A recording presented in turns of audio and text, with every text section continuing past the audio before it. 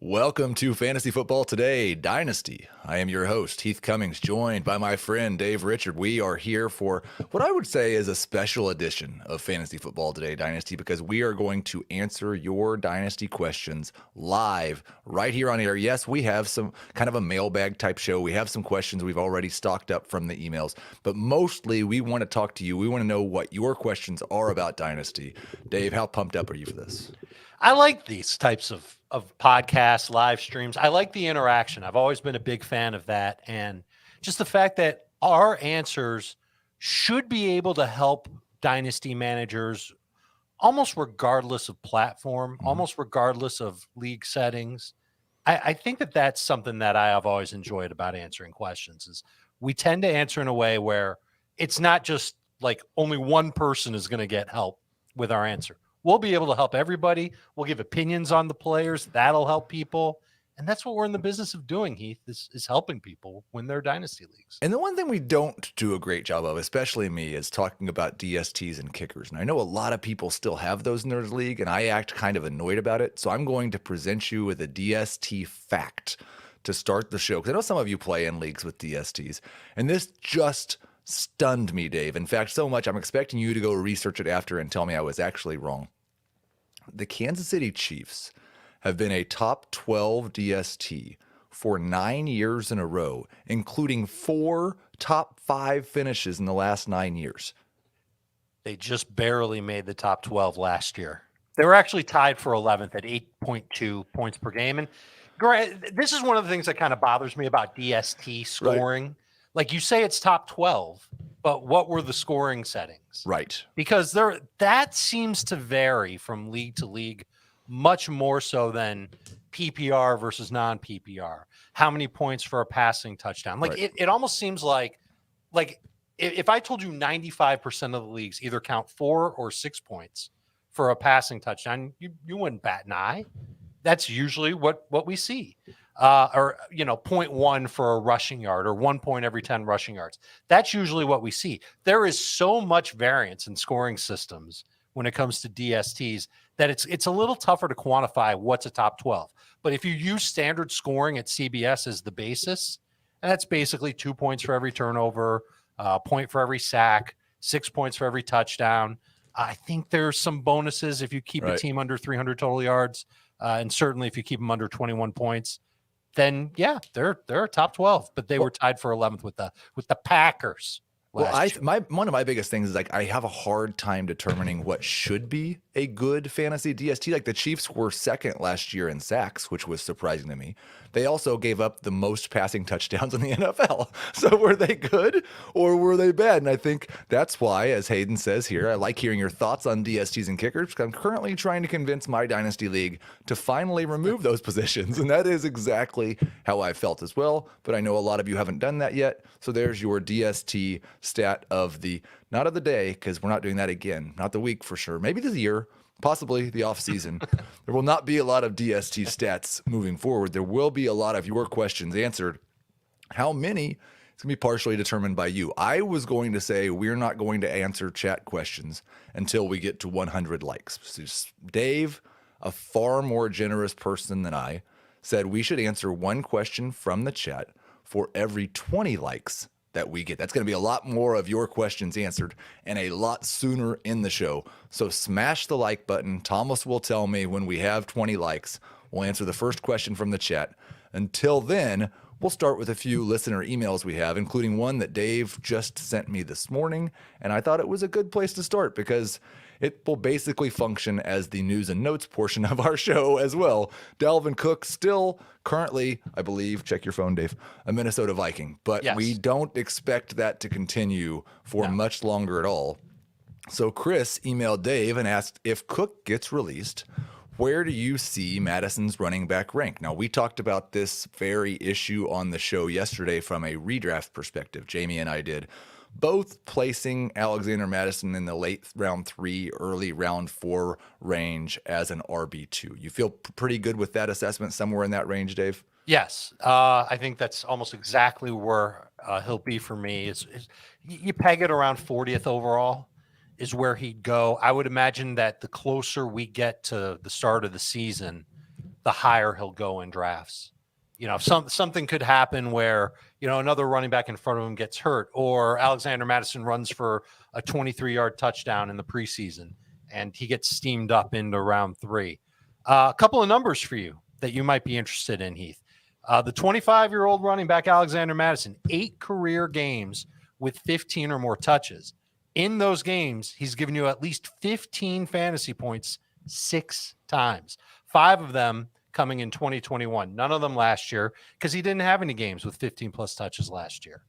And in those 5 2021 games where he did have those 15-plus fantasy points, 4.2 yards per carry, 5 targets per game, 4.4 catches per game, 9.6 yards per catch.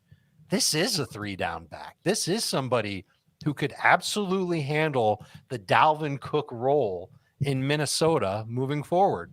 And so I would, after hearing those numbers, I almost wonder if round 4 could be too late and people will be too excited about him, thinking that there's a chance he can get 1,300 total yards, 9 touchdowns, 10 touchdowns, and maybe even 40 catches on the season.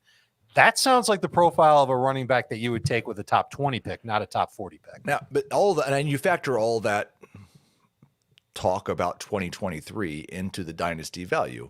And that's where it gets really, really difficult for me because we're doing kind of the same thing with Tony Pollard right now. Pollard, a year older than Mattison, has never been a lead running back. I tweeted about this yet last year. He had 193 carries last year.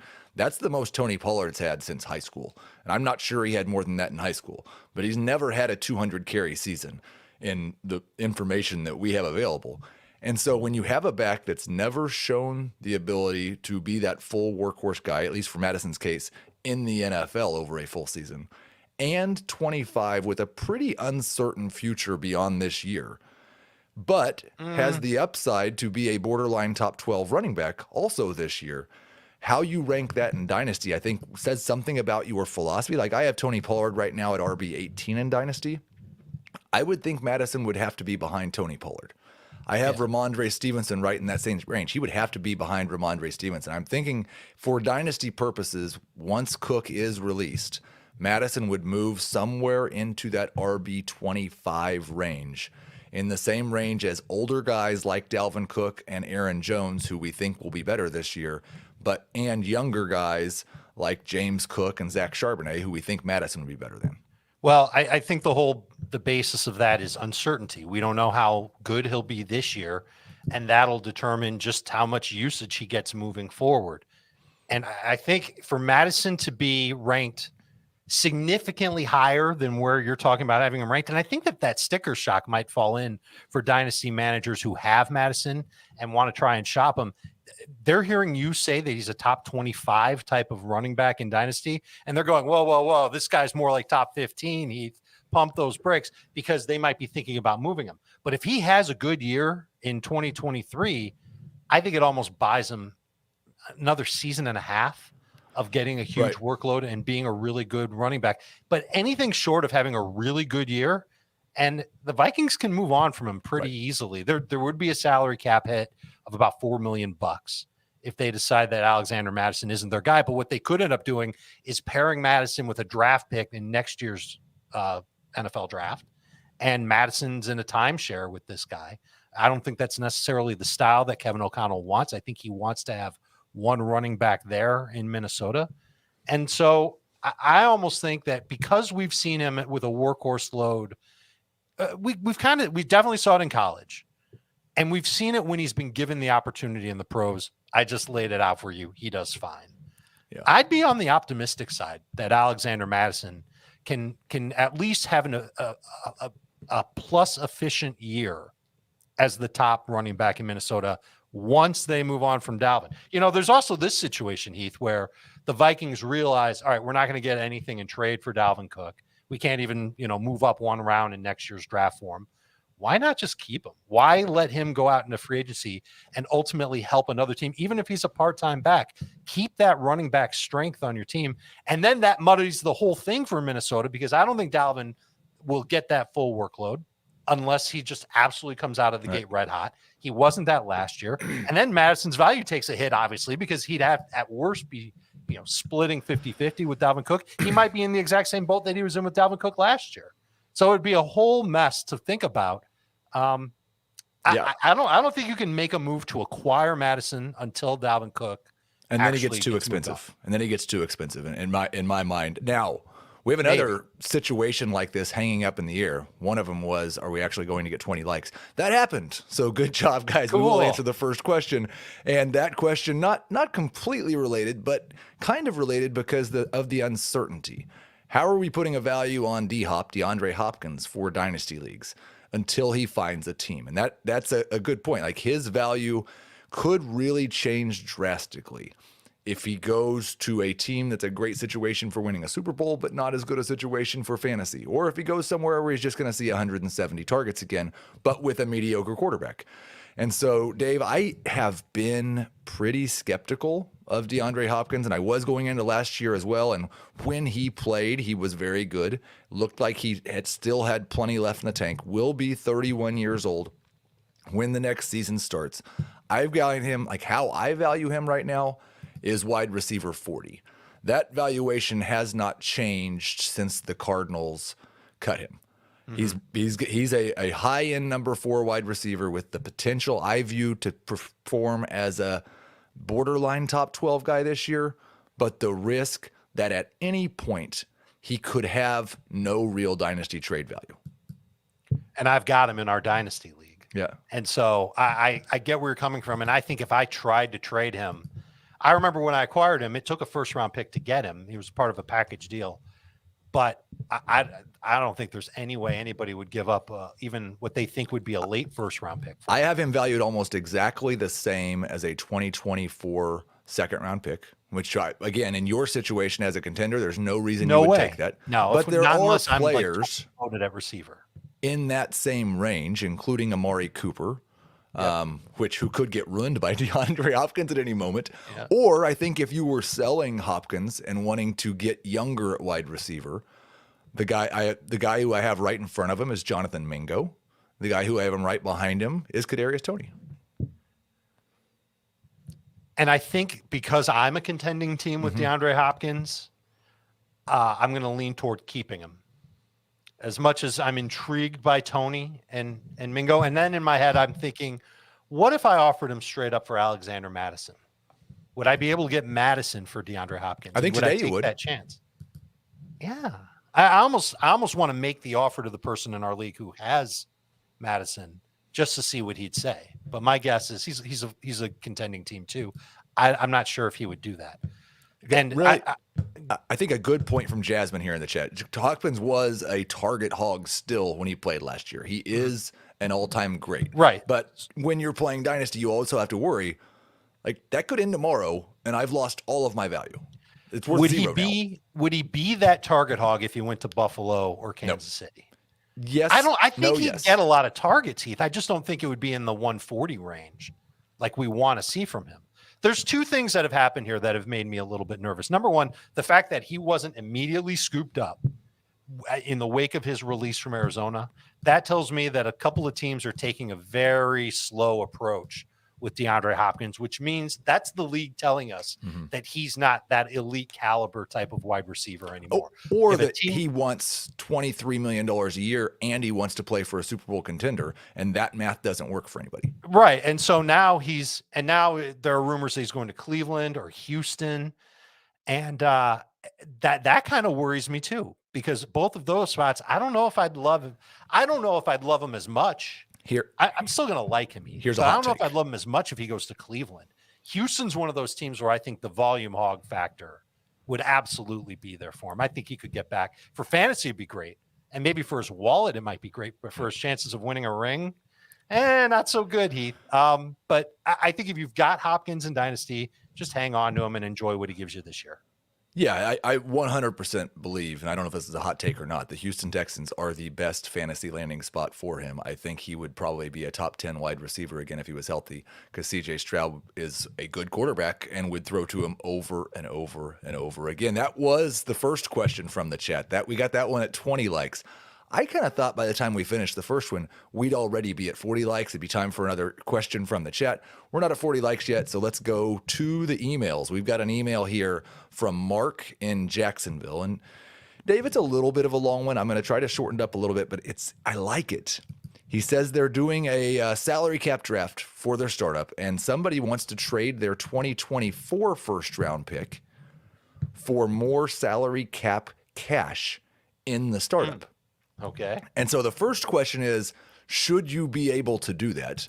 And my answer is unequivocally 100% yes. Put as few restrictions on people trading as possible. Allow people to trade. The second question was, what's it worth?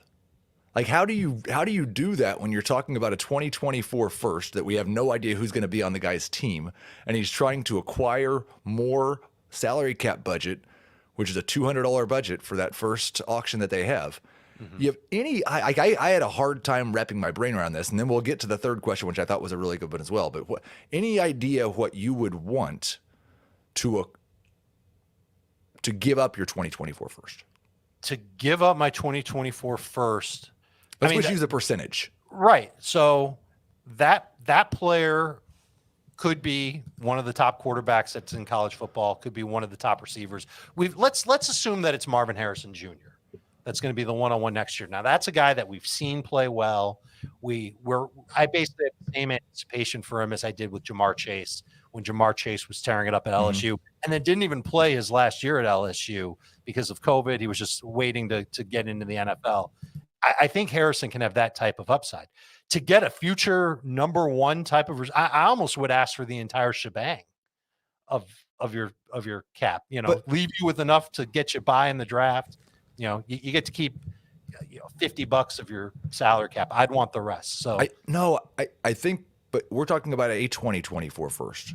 I know, but that 2024 first is going to be a really good player. If I'm giving that up and getting extra salary cap money, I guess that would, yeah. I was thinking 25% because that could also be the one. Go higher. It could also be the 112. Like you could be trading your salary cap startup money for Jonathan Mingo. Right. It's not a guarantee that it'll be Marvin Harrison. So let me take a step back. If I knew it was going to be the 101, I would ask for the world. If I knew it was going to be the 112 and it was going to be somebody along the lines of Jonathan Mingo, so I might give up like less than 25%. I think you have to look at it because it's the draft is starting. Like the chances are it could be anything. So you middle it. Okay. Yeah. What's the 106 next year going to be? It's certainly not going to be Marvin Harrison. It's probably not going to be. It could be a quarterback if it's a one quarterback league. So you're thinking 25%. I would try and ask for more than that. I would try and get closer to like 40%. Just because what if you absolutely botch it? Now at the same time, hold on a second.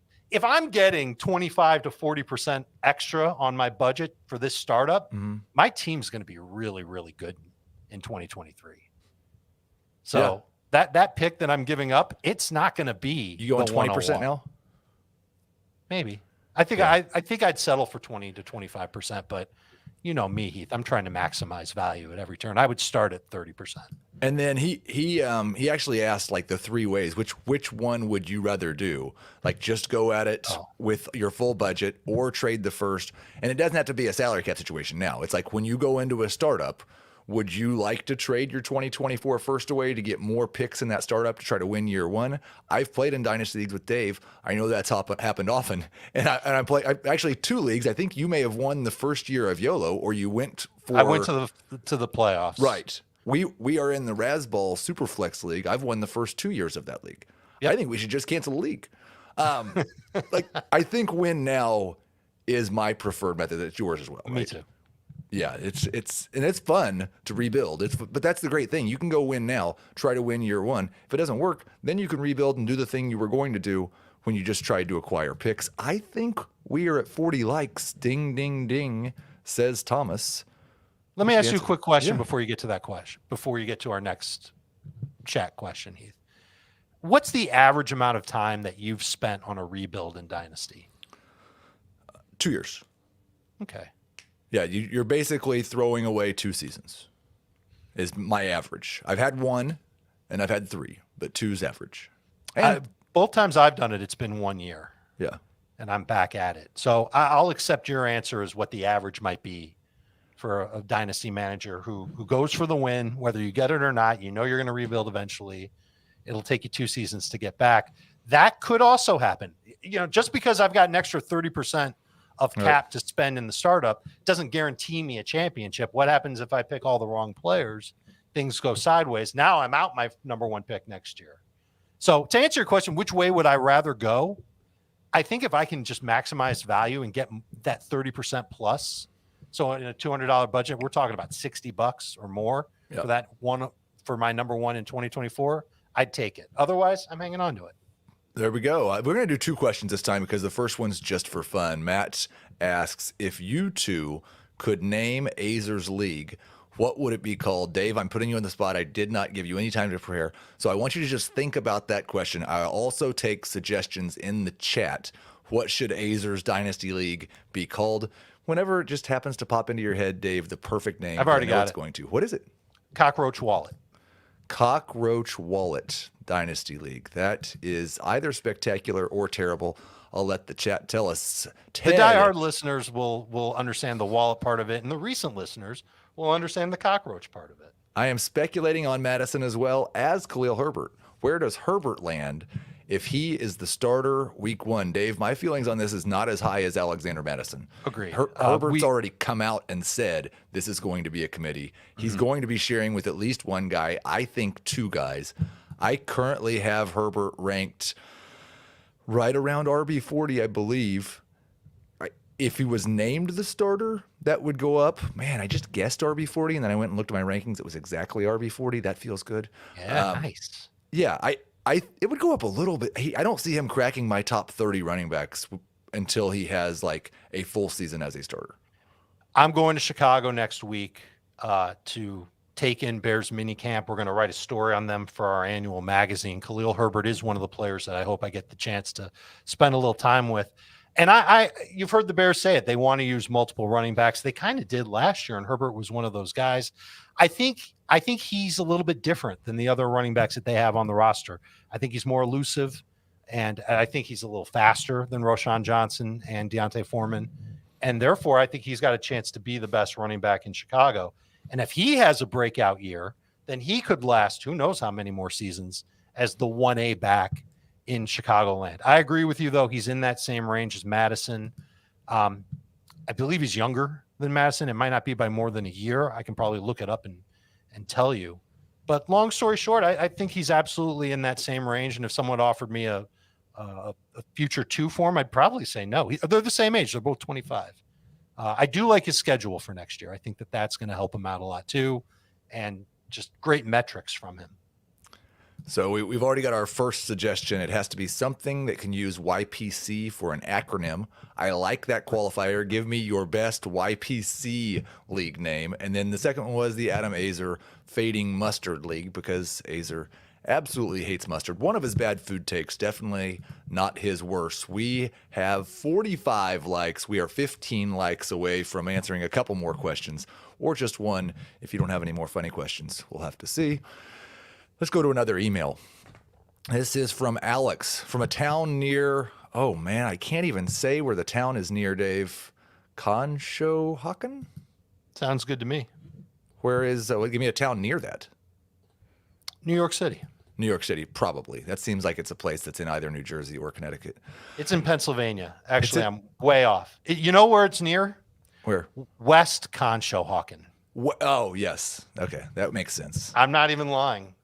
Oh, hold on. And then further southwest of that is Conshohocken Station. A whole trio of cities in the Conshohocken district of Pennsylvania, which I assume is Western Pennsylvania. This is a suburb of Philadelphia. Okay, so he traded Trevor Lawrence, Elijah Moore, and a 2024 first that he says projects as late for CD Lamb. It's a one quarterback league. Awesome. Lawrence, Elijah Moore, and a 2024 first for CD Lamb. And it projects as late, which means that his team would have to absolutely poo-poo the bed in order for it to be a good first-round pick. I love it. CD Lamb is one of the elite players in fantasy, especially if it's PPR. He said it was full PPR. If you were redrafting, CD Lamb would be a first-round pick. Trevor Lawrence would not be in a one-quarterback league. Okay, so you said it's obviously a win now situation, and I think that's probably right. But his quarterbacks in a one quarterback league are Jared Goff and Kyler Murray. So? Do you still love it? Yeah, I do. You feel comfortable going in with that combination of quarterbacks into the 2023 season when you're trying to win a championship? You can always try and find a way to upgrade on that, and Kyler is a piece that he might be able to do that with. He could probably take now one of his bench receivers with Kyler and see if he can get another quarterback that's better than Jared Goff. But Goff's got some decent value here. I don't think he's going away as fast as we thought he was going to. I'm really kind of surprised because I know that I had just a little bit of hesitation, and I know I think the lowest guy on Trevor Lawrence. I have Lawrence and the first basically worth almost what CeeDee Lamb is. And so the Elijah Moore might have been enough to put it over the top for me. I would call that pretty much an even trade, a win for both teams. No, I don't see it that way. You got a full A for the Lamb wins. side? Full A grade for the Lamb side? Yeah, absolutely. Okay. One more Best player in the here. deal. Dear Ethan, Pete, Jack, Jerry, and Charlie. You can get this one, Dave. I know it.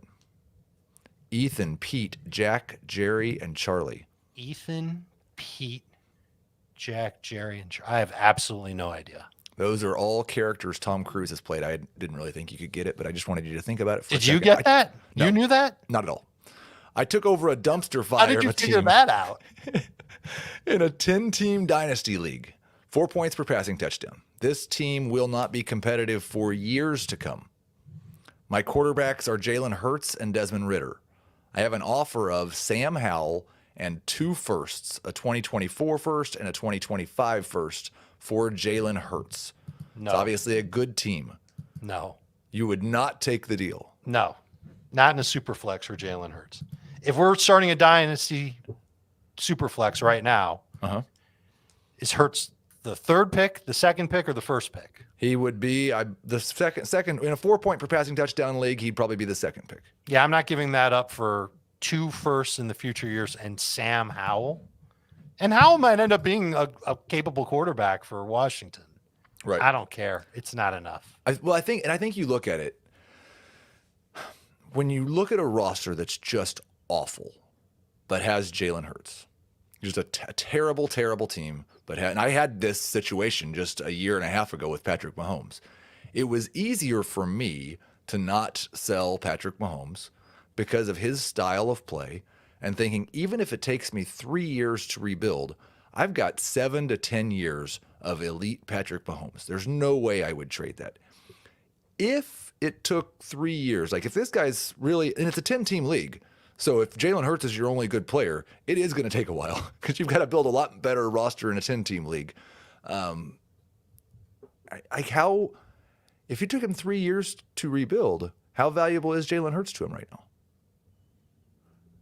Still pretty valuable. You would take 3 firsts for him?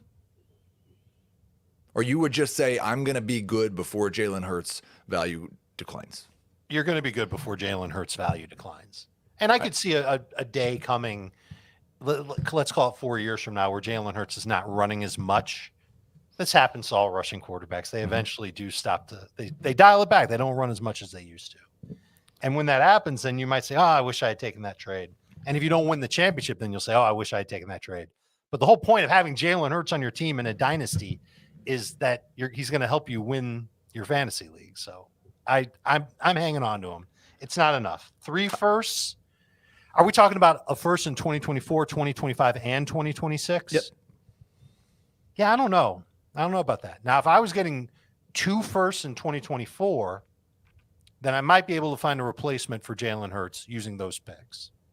And I might be more open to that offer. Somebody just asked me in the chat if I'm sick. I'm sorry that you're sick, Andrew. I am not sick at all. I am, although it is no fun. I did also have up there, we just needed 6 more likes like 5 minutes ago to get another chat question answered. It's really pretty simple, guys. You just smash the like button. I told Dave that we were going to get to 100 likes before we answered a question, and Dave really didn't believe in you guys. Dave said, I don't know if we'll get to 100 likes. You got to prove. I just wanted to answer a lot of questions. Prove Dave wrong. Show him how much you like him. There's 60 likes. Thank you. Let's do a couple of, instead of questions, we got a couple of grade the trade questions. And Dave and I kind of disagreed on the last one. Oh, I know why someone thought I was sick. I coached 8 youth basketball games over the weekend and yelled a lot. And the voice is just kind of trying to hang on right now. Receive Devontae Adams and give a 2024 late first and a 2024 late third. This is Sam. So you're trading a 2024 first and third, and you say late, and I hope you're right, for Devontae Adams. If I'm trying to win now, I'd rather have Adams. Absolutely. So whichever team is trying to win now should be the team that has Adams. This is exactly the type of trade that I would like to make. And I think for the person giving him up, I don't know that I would expect to really like if I could get a first and a second, that would be better. But I wouldn't expect much more than that. Adams could be 1 year away from what we were just talking about, DeAndre Hopkins' value. Right. Do you remember how I told you that just for fun, I was going to reach out to a manager in our Dynasty league about whether he'd give me Mattison for DeAndre Hopkins? Yes. I asked him, he responded. He said, and remember, he's the one who has Mattison, I have Hopkins. Yeah. Right now, I would wait to see if Cook gets cut. It's such a lottery ticket. And I think that that's the sentiment that most Dynasty managers would have that have Mattison on their team. They want to see what happens before they make a move with him. We are not running the triangle offense, but we did receive a we played a team. I got to compliment the team Spates over in St. Petersburg, Florida. Dave, you remember Maurice Spates won a national championship for the Gators, won an NBA championship with the Warriors, ran up against his team and played him 2 times this weekend and 3 times and just got destroyed. But they were very complimentary about our team and how well coached they were. So that was nice of them to say. Heath, low post presence Cummings. That was only because I could not shoot from more than 4 feet. Thank you for being here. Let's see. I think we had one more trade question. So we are all in on trading that first and third for Devontae Adams. And I also think it is absolutely fine to sell him for that if you're rebuilding. I took over a 12-team Superflex orphan. I am rebuilding and have 4 2024 firsts and seconds. Hey, that's cool. Would you trade Jaden Reed, Rashee Rice, and Tank Bigsby for 2024 seconds or hold? This just depends on how you felt about the players coming in, right, Dave? I think right now I'd probably hold Reed and Bigsby, and I would sell Rice.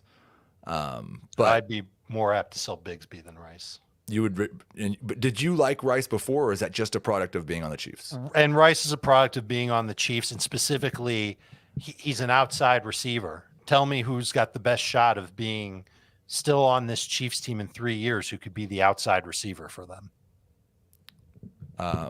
No, nobody. Including Rice? You don't think Rice has a chance? I don't. Who's the best? Somebody has to have the best chance, Heath. Who has the best chance to still be on the Chiefs in 2025? I think Rashee Rice is the only one. No, he and Sky Moore are equal. But Sky Moore is more of a slot guy, isn't he? I think so. We didn't see him play on the field enough to know what position the Chiefs think he should play. One more. Take Lamar in the 3rd or wait for Fields in the 4th? That's not a dynasty question, but we're going to be nice to PJ and answer it anyway. Let's look both directions because I want to go back to Hurts and include Fields in that. Do you have any concern in a 6-point per passing touchdown league that either Fields or Hurts has the injury problems we've had with Lamar the last 2 years? Fields for sure.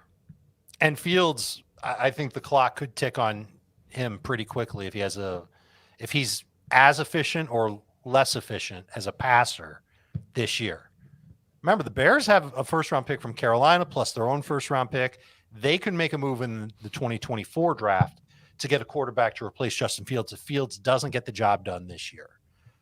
This front office and coaching staff did not pick Fields. They're not tied to him. The team could move on from him if he just has another.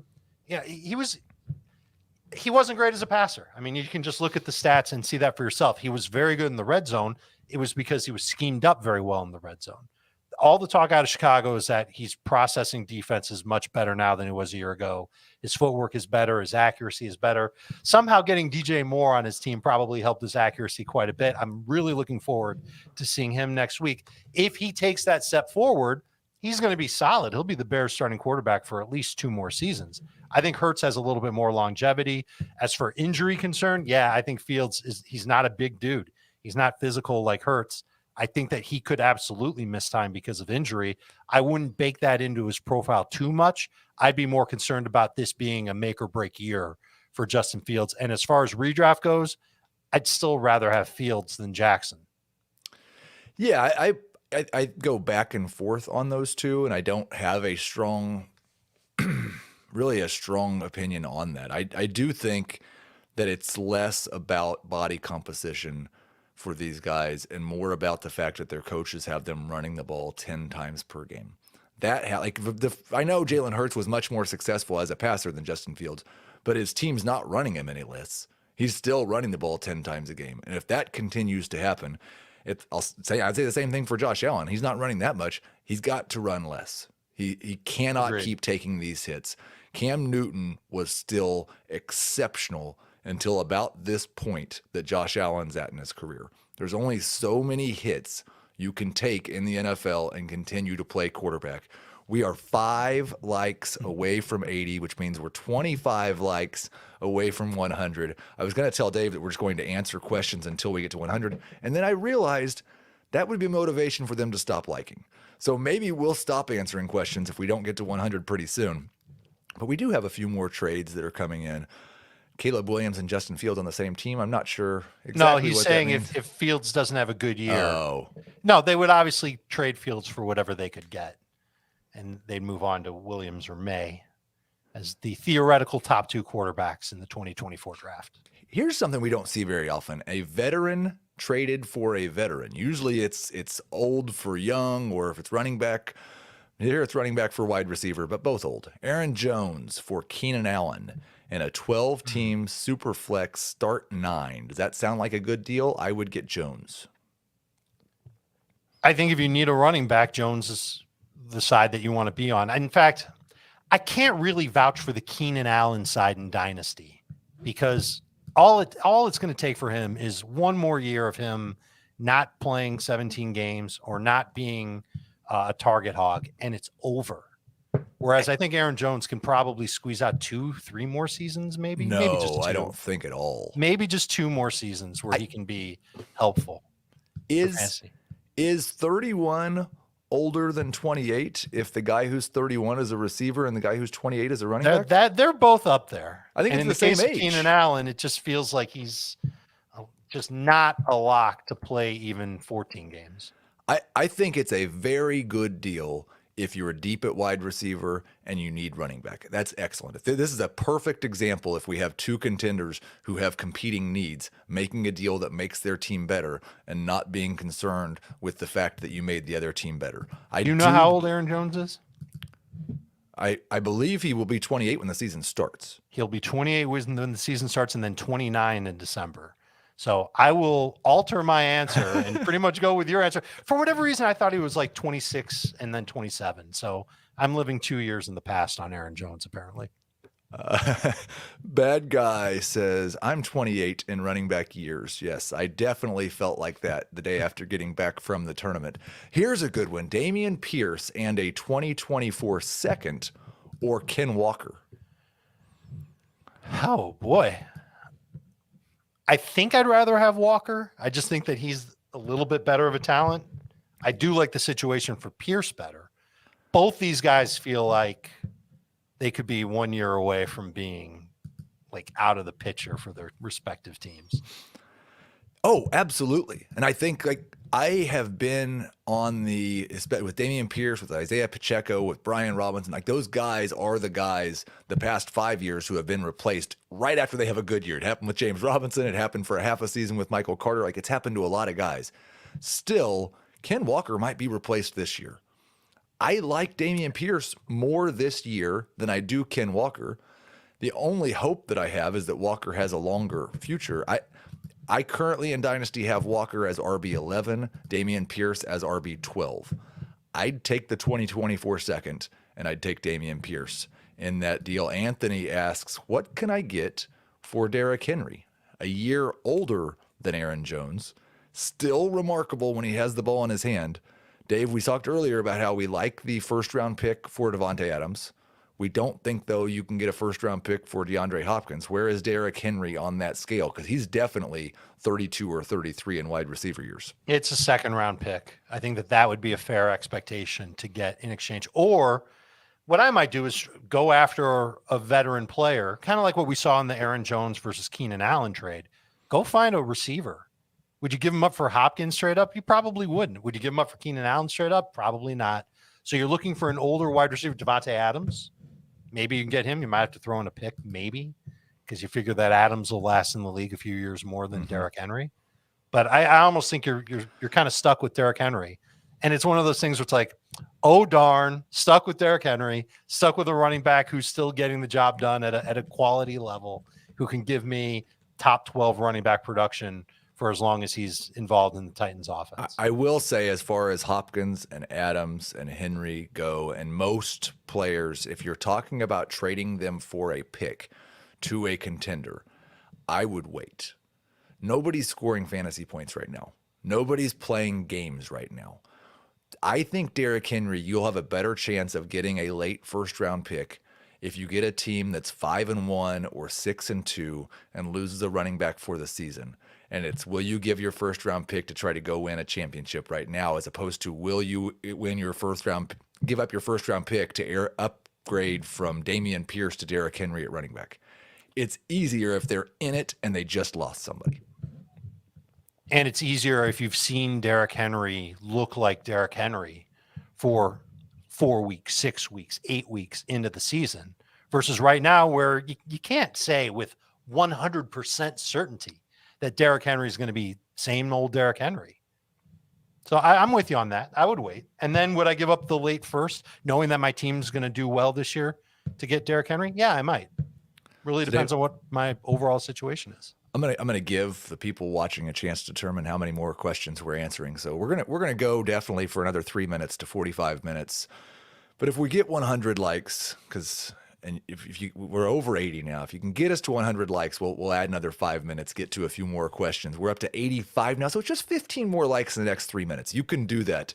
We got a question here about Juwan Johnson. Somebody pandering, Heath, on today's show. It's not. I wouldn't call it pandering. I'm waiting for the begging. I would not call it pandering, but it is. Save this for the draft-a-thon. Juwan Johnson is somebody I've not talked about, I don't think, once all summer long. So, or really in the spring. Is he a waste of time in a 10-team league? I hear he's running Julian Edelman's route tree, Dave. Is he going to see Julian Edelman targets as the tight end for the Saints, or is he going to lose his job to Foster Moreau? I don't think he's going to lose his job to Foster Moreau.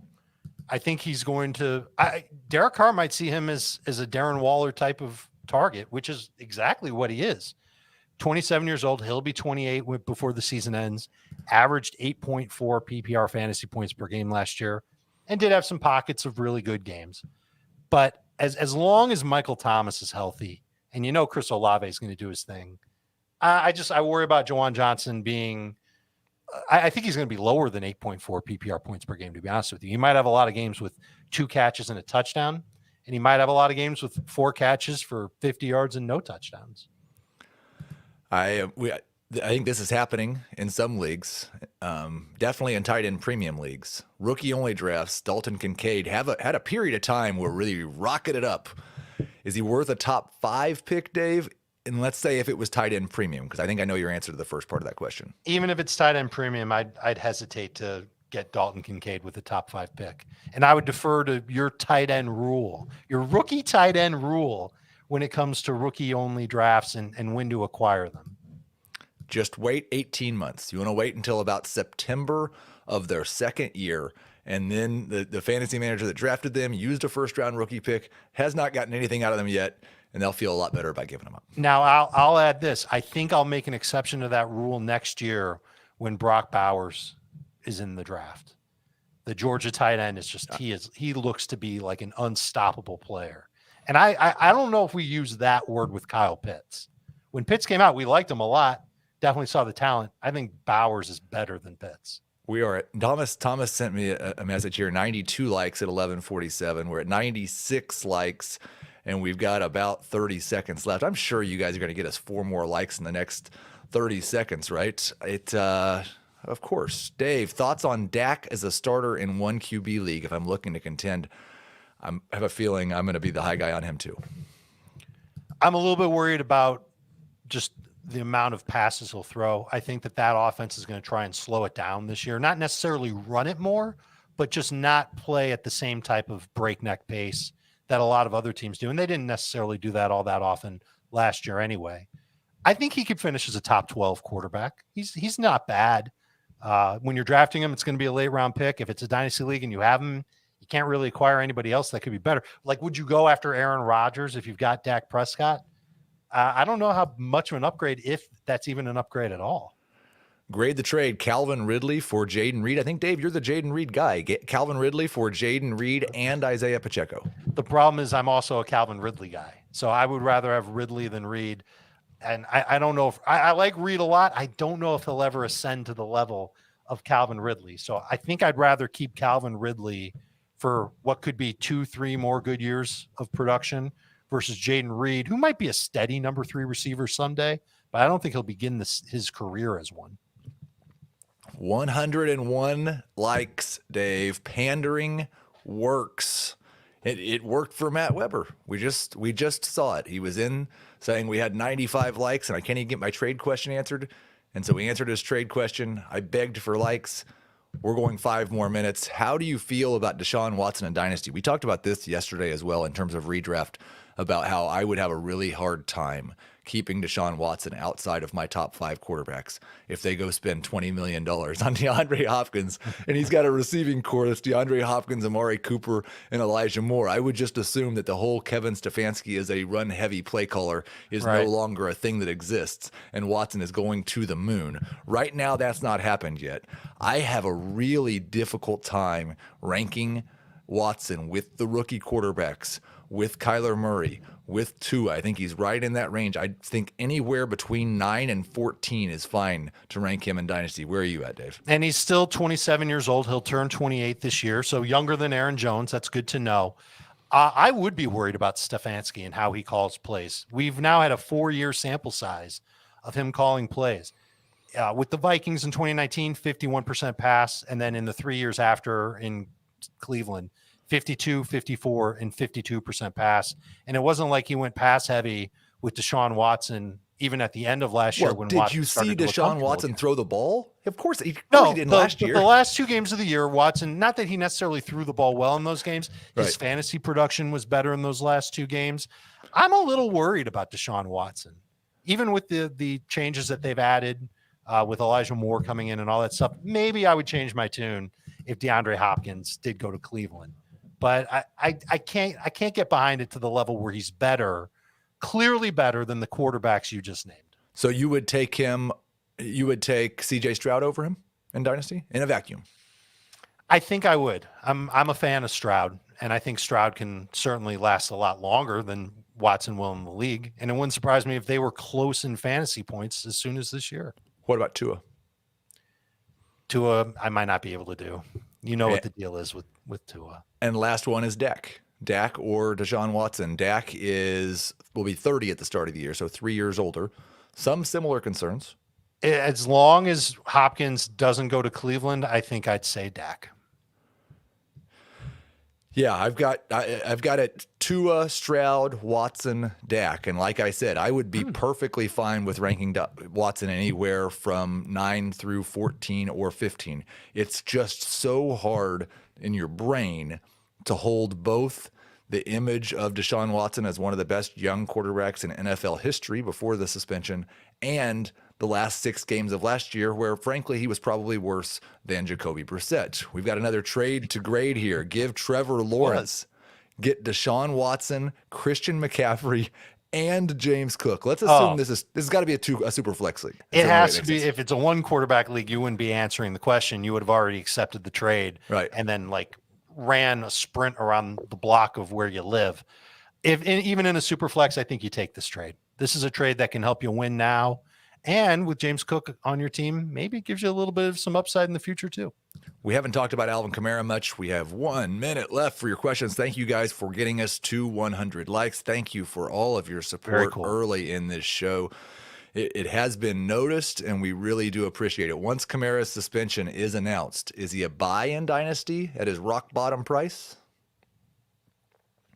I think if you need a running back that might be able to get you in the neighborhood of 12 PPR points per week as a floor, yeah, you could buy him. You should be able to get him relatively cheap, but it's got to be in the wake of that news. Now, a shrewd Dynasty manager that's got Alvin Kamara on their team, unless they're in rebuild mode, they're not going to give him up. They're going to wait for him to come back, and they're going to hope that he's better than 12 PPR points per game. But there's a lot working against him this year. The suspension would be one of those things, obviously. But what happens when the New Orleans Saints get inside the 5-yard line? Who gets the ball? Yeah, no, I think it's probably a mixture, as it always has been. There will be some Jamal Williams, there will be some Taysom Hill, there will be some Alvin Kamara, but for a good portion of his career, like even when he was an elite fantasy option, Mark Ingram was stealing 10 touchdowns a season from him. My problem with this question, not with the question, but with the idea, is I think there's a chance if you really want to buy Kamara that you do it now, because his fantasy manager has to be scared to death. He's going to be 28 years old at the start of the season. All those things you said, and we don't know how long the suspension's going to be. I think once the suspension's announced and we know that it's 6 games or 8 games, it might rebound a little bit. Also, if you're going to sell, and I would wait until his first game back or till the week before his first game back. And then immediately I would probably sell, because I do agree with you. There's a lot of concern. Kamara's value right now might be the rock bottom. But if you're a contending team, let's say you're a surprise contending team in your Dynasty League. Right. And you're a little thin at running back. I would think that you'd be able to get Kamara still at a depressed value the week that he does come back, to help give you that, like early second boost. Well, early second, right? Early second rookie pick. Well, I mean, you don't know if it's going to, you're hoping that it's not going to be an early second rookie pick. You're going to give your second, but you might have to give more than that. In value. You're not going to get him for a second round pick if you're sitting there at 8-2. Okay. What if you gave up your first to get Kamara and 2 seconds? I would need to see him play football and see what his role is before I'd be willing to do that. I totally get it. Yeah. That would be the week after he comes back, though. That is going to do it for the Mailbag edition of Fantasy Football Today Dynasty. Dave, thank you for all these questions that you answered. Commenters, thank you for all the questions and the likes. We will talk to you next Tuesday. Hold on. Wait. How many times did Heath say like on this episode? You can go back and count. We'll talk to you next Tuesday. Prize for the first person who gets it right.